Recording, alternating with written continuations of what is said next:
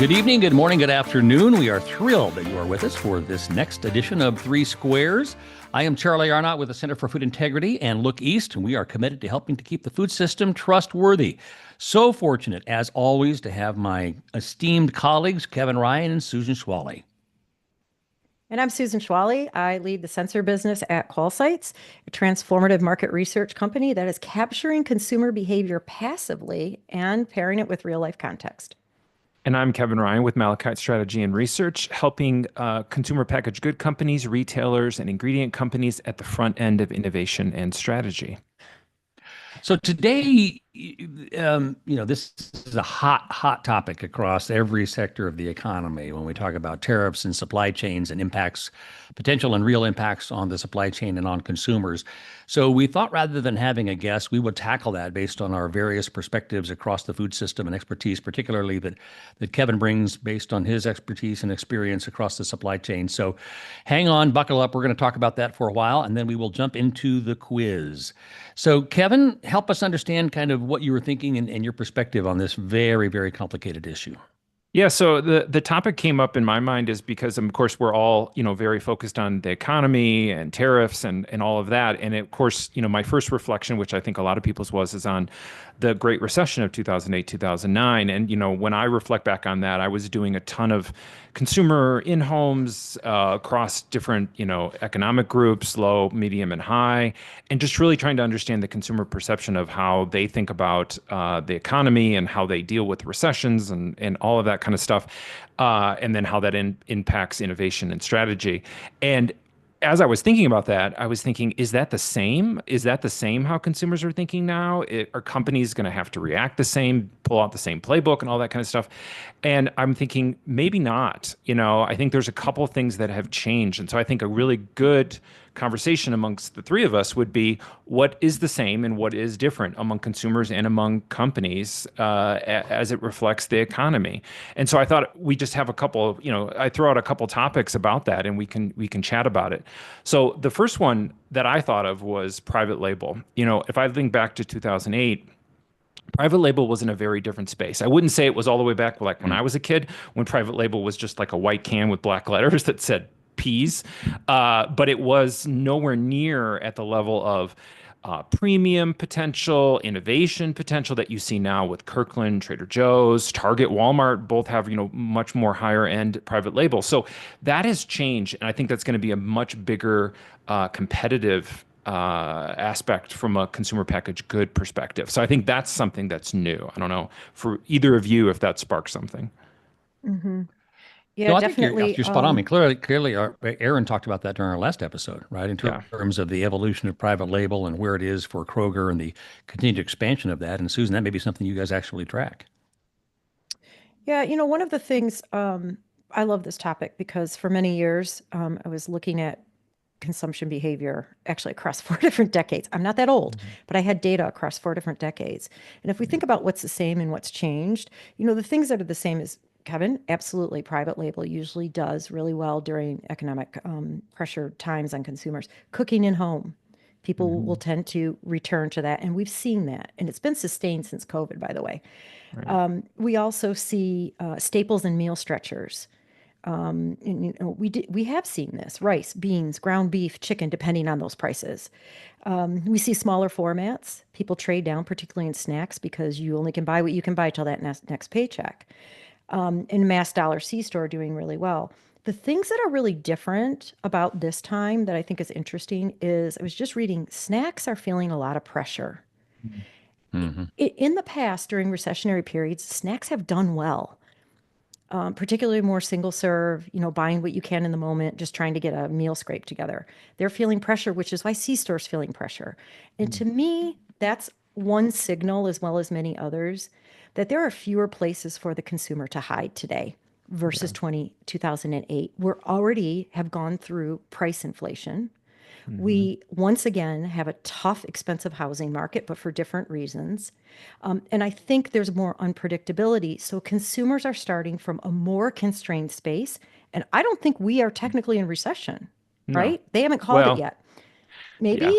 We don't Maybe. know. Maybe we are. We There's a don't know couple yet. potential. Yeah. It's always a backward looking, Yeah. isn't it? Yeah. Right. There's not enough So data yet. the other piece of this to think about that's different is in 2008, consumers were able to turn to food service, to QSR as a relief. Mm-hmm. This is the first time in those 40 years where we were looking at inflation for in-home and away from home where they weren't doing the opposite. So consumers could go back and forth.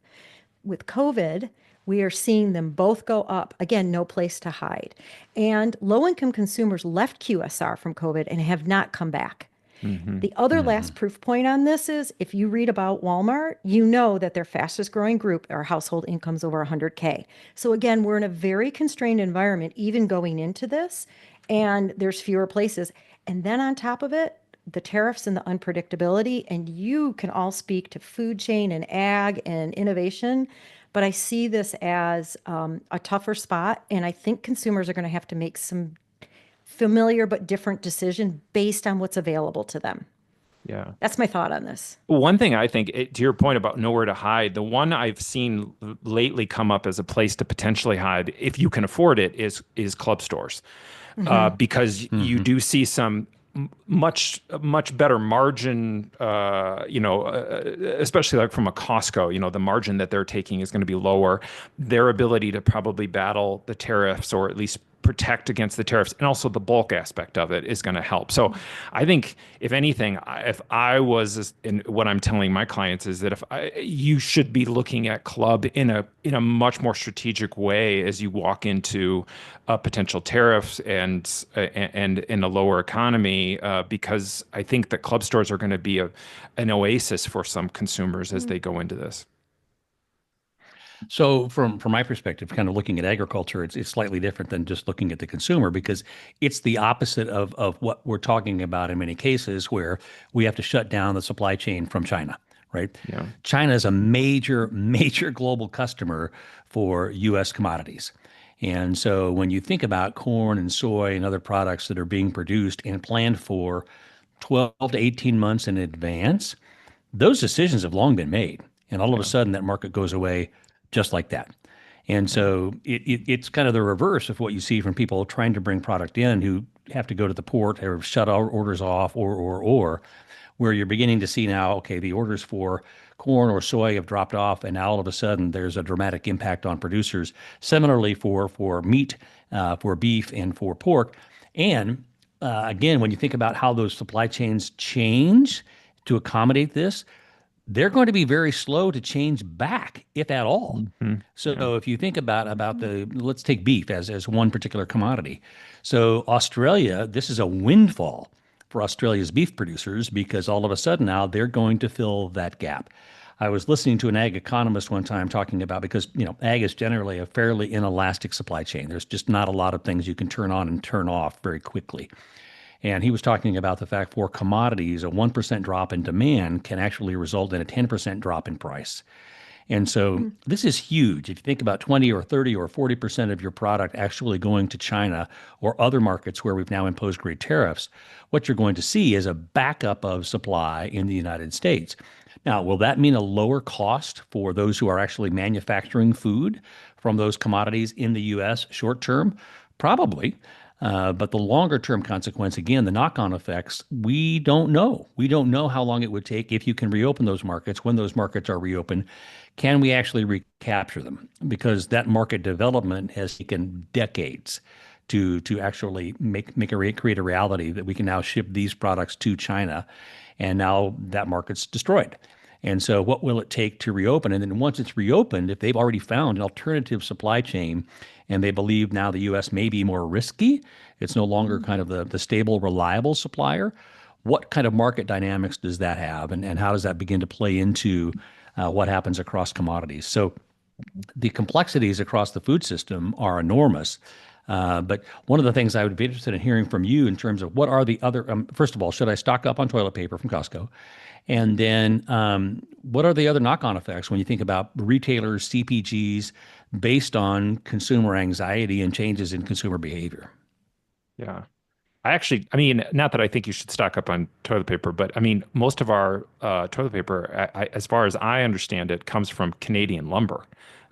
So Probably. You I better mean, stock at up. least, yeah, I don't know. It's not like a panic as you see in other ones, but, and that's, I think, an interesting idea is that compared to COVID or I think even the stock market, crash basically led up to 2008, this is a different time. This is a inflationary fatigue, a longer pulled out kind of thing versus a financial shock. Like with Right. COVID, we had a financial shock. With 2008, we had a financial shock. Just this is a very longer drawn out, which you're not seeing, at least so far. You're not seeing the rush on the grocery store. But I do think you're going to see, just based on what you said, Charlie, a whipsaw of back and forth between beef is really cheap, chicken is through the roof, chicken is cheap, beef's through the. I wonder if that's Yep. going to happen to a lot of our stuff, which is going to be, it's going to cause some interesting consumer dynamics. No question. Yeah, I was wondering. I mean, I don't even think we can predict what those whipsaws are going to be at this point, right? Because not Yeah, only the tariffs haven't, well, I feel like I'm sitting here waiting for everything to hit. But yeah, then also Right. it's changing, so we don't necessarily know. I do think that there's been a mini run on food stores. Mm, I do think people have stored up on some things, but it hasn't cleared the shelves right. like we saw. I, one thing that I wanted, there were two topics that maybe are a little more out there about the consumer, but I'd be curious to hear your thoughts about. And Kevin, I actually took a picture of from your newsletter. By the way, if your listeners haven't subscribed to Kevin Ryan's Food Stuff, you can get it on Substack. It's a great Pretty resource. Charlie amazing. and I always read it. Yeah. So I'm gonna Thank you. quote from it. Thinking about health. There were two big things to me with the consumer that came out of 2008. One was I feel like both times there was pushback against big food. In Hmm. 2008, it was that small brands came out with all kinds of innovations and new things. Food service, remember Chipotle came out of that period, Yeah. as well as food. And there was a lot of great functional benefit. Like I think the whole protein thing, maybe, I don't know, Kevin, you Hmm. can correct me. Yeah. That came out of it. Now, here again today, I think there's two things happening. One is I think there's pushback against big food, but for very different reasons. People feeling they're justified to steal from Whole Foods because Jeff Bezos has been ripping them off. Right. Like there's a whole class warfare thing going on. That's one thing, and I don't even know how that is going to play out. But the other thing now is this idea of health being around. Kevin, you're going to have to help me because I can't find my photo because I can't chew gum and walk. But this idea of product optimization is a coping mechanism for living in a frayed system. Right. And the consumer, this is different than 2008. We are distracted, we are afraid, this has been going on, and we're looking at foods holistically to lift our brain fog, to give us energy and be efficient. So, how is this going to continue? How is this going to play out? Because we're going to go Yeah. into more of a pressure cooker and Yeah. we're unhappy with big food. So, take all that and pull that apart, guys. Unpack that if you have any thoughts on that. Yeah. I always I throw a don't. lot out there. No, no, no, no. Charlie, I'll let you jump into Yeah, this. yeah. I'll take a long way of telling you I have no frickin' idea. But I made a presentation to a beef group in Australia a few weeks ago, and it was obviously remote for this one. And during the Q&A, the first question was, "What's going to happen with tariffs?" Yeah. And my answer was, "I have no idea. Yeah. I How have would I no know? idea." And I think Hmm. that's the other variable here is it's the anxiety that's created by Yeah. unpredictability Yeah. and the fact that we don't know what's going to happen next, and that level of uncertainty, whether it's capital flow or innovation or consumer purchasing behavior, that's all impacted by anxiety and uncertainty. Yeah. And so I think what we're likely to see is a combination of people choosing to do nothing or making panicked decisions. Hmm. And neither of those are good outcomes for the food system and generally not going to be good outcomes for consumers Yeah. because they just get paralyzed by that level of uncertainty and decide to just stay on the sidelines. Yeah. I think to your point, Susan, about the idea we haven't seen a run so much on food yet. We have seen it though on bigger purchases as people try to stock up. I mean, you saw the latest numbers showed that people were stocking up on big purchases like, washing machines and cars Right. even before Yeah. the tariffs hit. But I wonder if after they start to see the, tomatoes going up 25% or whatever, which is looking like it's going to happen. Whether or not you will see, I mean, I've seen people going to CSAs. The signups for CSAs are increasing as people start to see local as potentially being a bastion of safety and stability. Because I think that's exactly what it is. Going back to the comment you made about my post on optimization, I think it's about control, and it's about, consumers want agency, that in a time which, to your point, Charlie, there is no sense of things actually being logically Right. put out there or whatever. What's the path forward? What's the Right? I path mean, forward? So Right. what does that mean in the sense of food? I don't know yet, but I think it's how do you give consumers a sense of control when it comes to food products and the way in which they use them and all that kind of stuff. We'll see as it kind of goes out, but yeah, I think consumers are definitely feeling that and probably will feel more of that idea of a sense of loss of control. Well, I'm already thinking selfishly because, we all know that food's highly emotional and you use it for coping mechanism. Mm-hmm. And now on the functional food side, if I can't afford my tomatoes, am I Yeah. going to afford those functional foods? So that's one, like what's the Yeah. watch out there? The other one is, it's all about me. So let's talk about me for a second. I like Sauvignon Blanc from New Mm. Zealand, and I like dark chocolate because I can eat it and I enjoy it. Those two things are probably going to get nailed Yeah. hard. The other Yeah. thing I really like that brings me joy is coffee. So, Mm. as a consumer, the three things that bring me joy, this is a problem. Yeah. Where am I going to shift? Because you can't tell me I'm not going to do those things. Mm-hmm. So I think that's interesting too, to watch this health and indulgence space as people Yeah. are just trying to buy the dang tomato and the chicken and the egg. Yeah. Like what's going to happen for those CPGs? Well, I think that's fascinating because I think mental health is really a driver of food choice today, even more than it ever has been. And I think you're absolutely right. Sorry. so I was going to ask Susan, will you be in a fetal position for our next podcast? What's the risk? What's the over under on the fact that you'll be in a fetal position for our next podcast? Do we have a I betting tend to line on take that? my fetal position moments in the corner by myself and not during business hours. So I'm a very high functioning individual who hides my mental moments. So we'll be good, Charlie. I'm reliable. Good. We need All to get you some dark chocolate stat. some dark chocolate and Stat! some of that. Have you had the New Zealand Sauvignon Blanc from Costco? I'm just asking. So if you've tried Oh, that one this or is not. really bad. I live far enough away from Costco that I don't get there near enough. So, Yeah. but maybe Charlie and I I'll don't try it understand now. that. Charlie and I don't know. I need Did you see, Charlie? Did you see that Costco's Kirkland's new lager? They finally launched their beer, nice. which I they had haven't seen tried that. before, and apparently now it's actually sticking. So speaking of that, Cool. Summer's coming. yes, So exactly. one of the other things that I was thinking about, just in terms of the knock-on effects and the uncertainty, I'm not sure that when people go to the grocery store, they're fully aware of how the global supply chain is being Yeah. disrupted for what they're going to find now. And right, a third of the tomatoes, Kevin, correct me if I'm wrong, come from Yeah. China.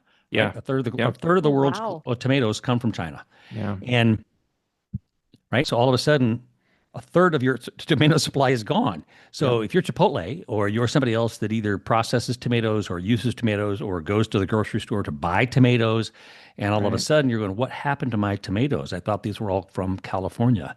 It's Right. like, yeah, no, not so much. Yeah. And I mean, a lot of that, the fact that everybody wants to promote buying in season, but we all want to have the kiwis and grapes and whatever else we purchase at the store when we want them at any moment. Yeah. And so it's going to be a really rude awakening, not only just in terms of price, but probably shortages. Well, And how I've do you noticed that. communicate that? Go ahead. Yeah, I was going to say, I noticed is that as I've gone to the store in the last couple of weeks, I have looked at country of origin a lot more than I ever have before. Sure. Because I've been wondering, are these plums going to go up more because they're coming from, Mexico versus Chile, or, where are they? And to your point, Charlie, I mean, where are these tomatoes coming from? Where are these? And so I think if anything, it's going to open up some consumers' minds toward that type of fragility of the supply chain because of where they come from. So we've talked about kind of the risks. What are the opportunities, right? So where are the opportunities in this level of volatility? Yeah. One I thought of, and I don't know if it's a risk or if it's an opportunity, but I just thought one of the things I was thinking about that's different is what I'm calling financial clustering within a household, which I think has changed slightly since 2008, which is since 2008, you've seen, well, Gen Z has definitely gotten older, but and millennials as well, but you've seen a lot of them, you've seen more multi generational households, I think, and more multi-income households as people move in, all that kind of stuff. And I wonder if that's going to be increased. I wonder if that's going to buffer some of this economic, aspect. I don't know if that is or not. And I haven't seen the numbers. Susan, you might be more aware of it. But that was one thing I thought of was I know a lot more people that are living in multi-generational households than before. Well, certainly we first saw it with millennials struggling to be able to afford to get out of their houses. And this is the same thing for Gen Z. So I wouldn't be surprised by that, again, given the housing and rental costs. Yeah. Matter of fact, it was so interesting last night. I'm barely on social media except LinkedIn, just for my own, so I don't end up in the corner. But every once in a while, I'm on Facebook, and I saw a couple that I didn't know, a young couple in Holland, who put a message out saying, "We're looking for roommates. We are looking for roommates in all of these towns." In Holland, Michigan, where you Holland, live, not Michigan. In Holland. Holland, Yeah. Michigan. Holland, Michigan. In Yes. Holland. Yeah. And they're looking for, maybe two other people for a 3 or 4 bedroom house Interesting. to share costs. And I was like, wow. Like, first of all, I'm way too uptight to ever do that. Right. But I mean, that is household clustering in a very different way. And not that this isn't new, but to see it that blatant was really interesting to me. There needs to be, okay, this is totally separate, and I know this is going out onto the airways, quote unquote. There needs to be like a Uber version or a Airbnb version of that in the new economy of people renting their house and sharing a household or something, because I do think that's going to increase. I just don't think people will be able to afford it. They just won't be able to in the future. No, and we can't figure out affordable housing. We've tried for decades.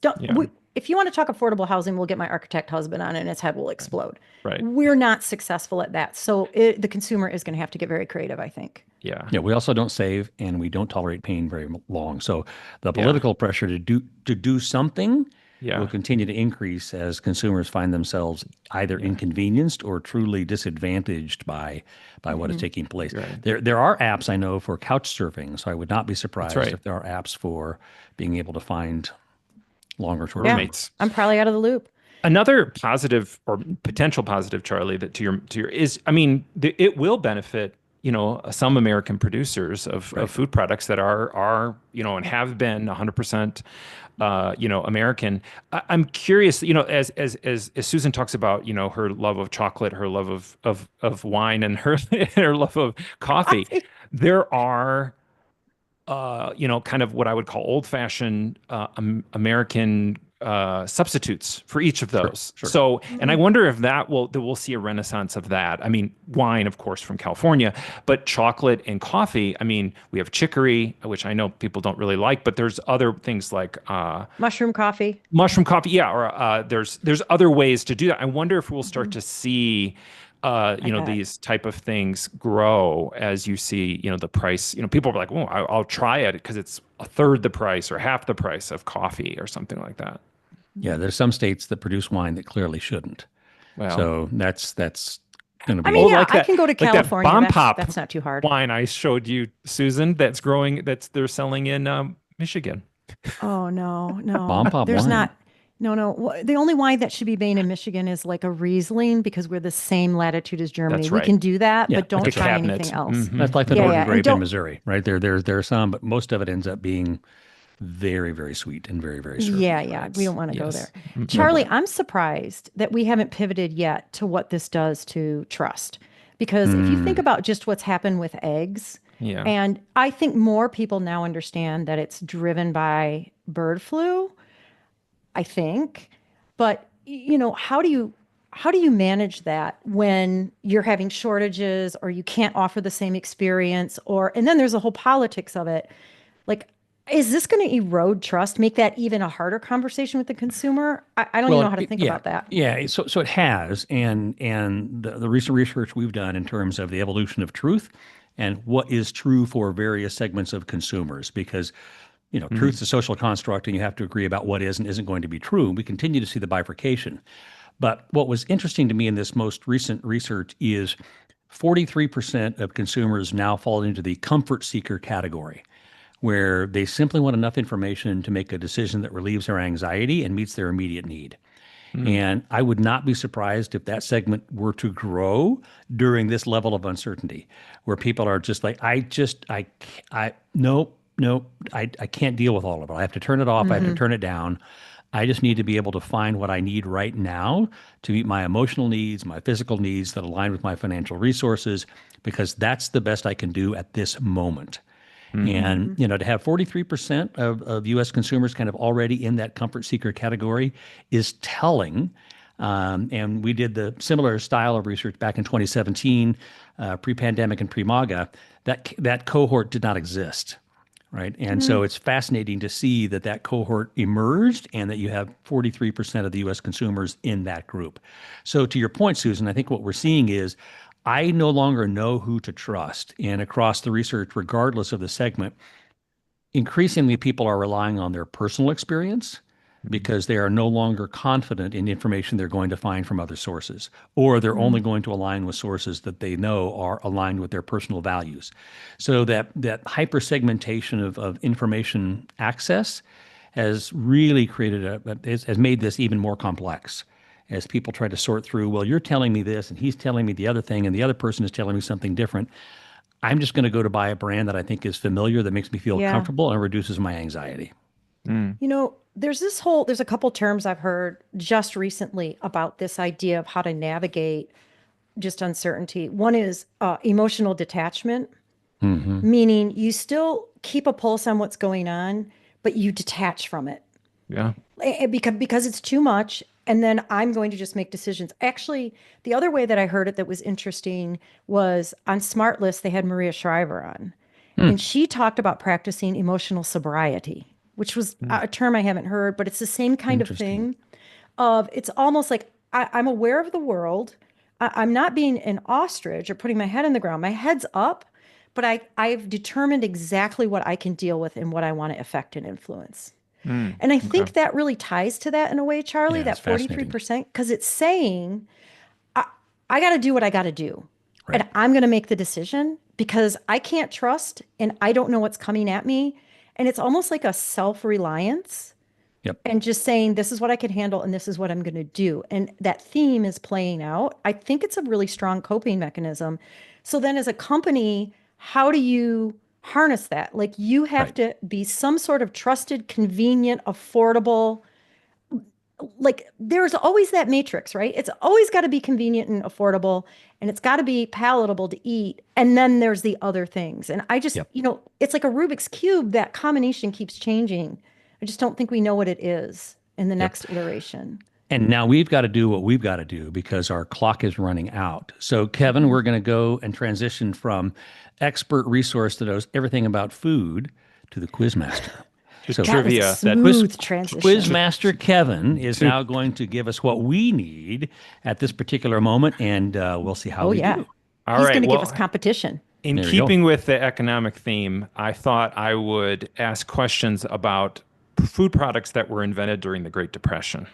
That would be interesting just to kind of see. So I have to come up with a theme. So that was my theme. So first question is, what inspired James Lewis Kraft to invent Kraft mac and cheese?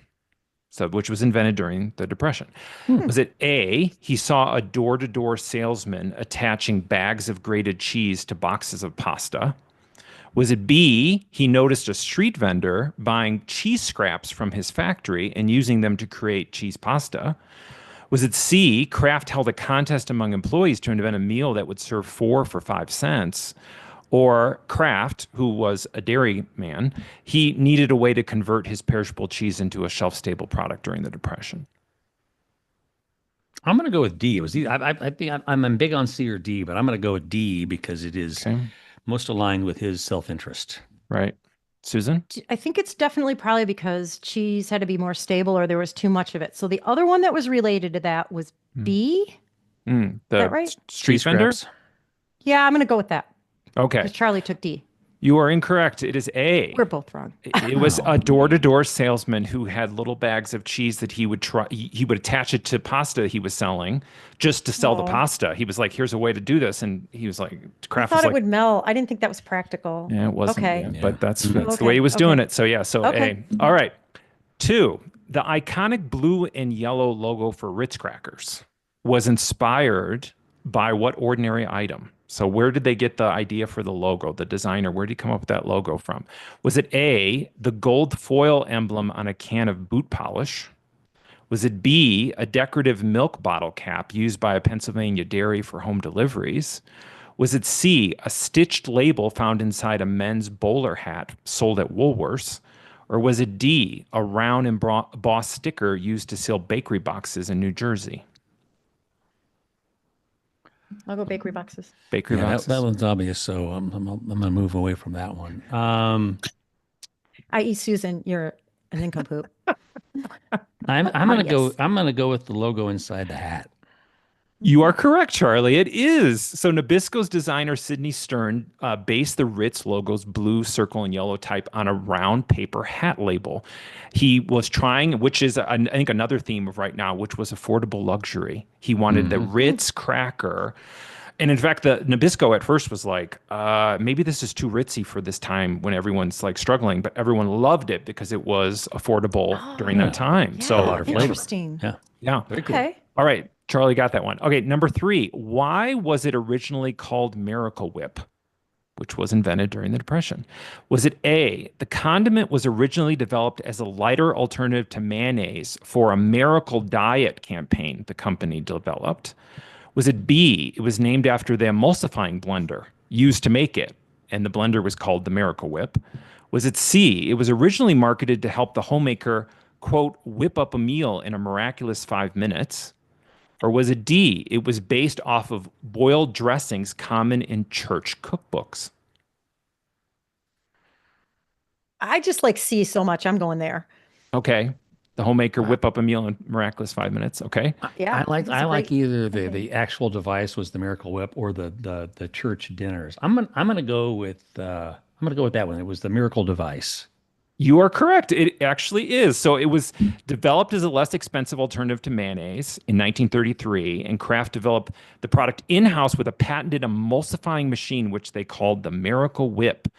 And it would blended mayonnaise with less expensive salad dressing. But it was based off of boiled dressings, but maybe not specifically from church cookbooks. So the whole conversation between mayonnaise. So I grew up with Miracle Whip. I didn't know that Me too. mayonnaise was the thing. Me too. That's Yeah, a Midwest thing. And It is. And my wife grew up with mayonnaise, and so we only have mayonnaise in our refrigerator. So no Miracle yeah. Whip. Yeah. Oh, Mayonnaise is better. I've become a convert. I'm much more. Yeah. So Right. there we go. All right. Charlie's up 2. You still have time to catch up, Susan. You still have time to catch up. Okay. tough Number day, 4. tough day. Lowry's seasoning salt, which was invented during the Depression, was a favorite of President Richard Nixon. He liked to enjoy it in an odd and unusual way. What dish did Nixon top with Lowry's? Was it A, a baked potato that he combined with mayonnaise and cornflakes? Was it B, a halved avocado that was filled with lime jello and shrimp? Ooh, Was it God. C, a slice of cold meatloaf topped with applesauce? Or was it D, cottage cheese, pineapple, and ketchup? So I put on cottage cheese, but I'm going to go with the meatloaf. Okay. I Susan? was going to go meatloaf. But if I go meatloaf, and even if we're both right, that doesn't help me. So strategically, I need to pick something else. Good And I'm strategy thinking here. avocados were, I don't think that common. So what was A again? It was A something was a really baked disgusting. potato with mayonnaise and cornflakes. I'm going baked potato corn. I'm going carbs. All right. It was actually the cottage cheese, pineapple, and ketchup. was. So, Man, I should have so gone with he would cottage he would cheese. go back and forth between cottage cheese, pineapple, and Lowry's, or he would either that or go. And actually, his resignation lunch was that mixture of cottage cheese, pineapple, and Lowry's. How do seasoning you salt. know that? I've seen pictures. I've seen pictures. Oh. So bizarre. It is He really doesn't sleep, bizarre. Charlie. He just looks at Yeah. weird stuff at What night. is Food what he trivia. Yeah, exactly. All right. Last question. Speaking of bizarre combos, in the 1960s, Skippy peanut butter was advertised as being, quote, tremendous with what other iconic food item? Was it A, Oscar Mayer bologna, B, Hellman's mayonnaise, C, Kraft singles, or D, Spam? Wait, I have a clarifying question. Mm-hmm. It was advertised side by side, like to be Yes. used together? Yes, I could actually send you a picture of the ad that said, try Skippy with this because it's a tremendous combination. Okay, can you go through them quick again? I was too distracted. Oscar Mayer bologna, Hellman's mayonnaise, Kraft singles, or Spam? Mayonnaise. Susan? I was going to say mayonnaise. I'm going to You can go. say mayonnaise. You can say whatever you want. This is No, I'm trying to freedom of like speech get here. a You point up support the on First you. And if Amendment. I say the same thing, I don't get a point up You're on toast you. anyway. You're toast. Right. You're already done in. Oh, I'm going Kraft singles. It is mayonnaise. So after Best Foods acquired Skippy in 1955, the company was eager to boost sales for its new product and its popular Hellmann's and Best Foods mayo brands. They thought Skippy with mayonnaise was good. So there's No ads out bueno, there of no showing the bueno. two. Yeah, No, tremendous no bueno. combination of Skippy and mayonnaise. Oh, it's tremendous. Tremendously gross. Tremendous. Yes, That is exactly. gross. That is gross.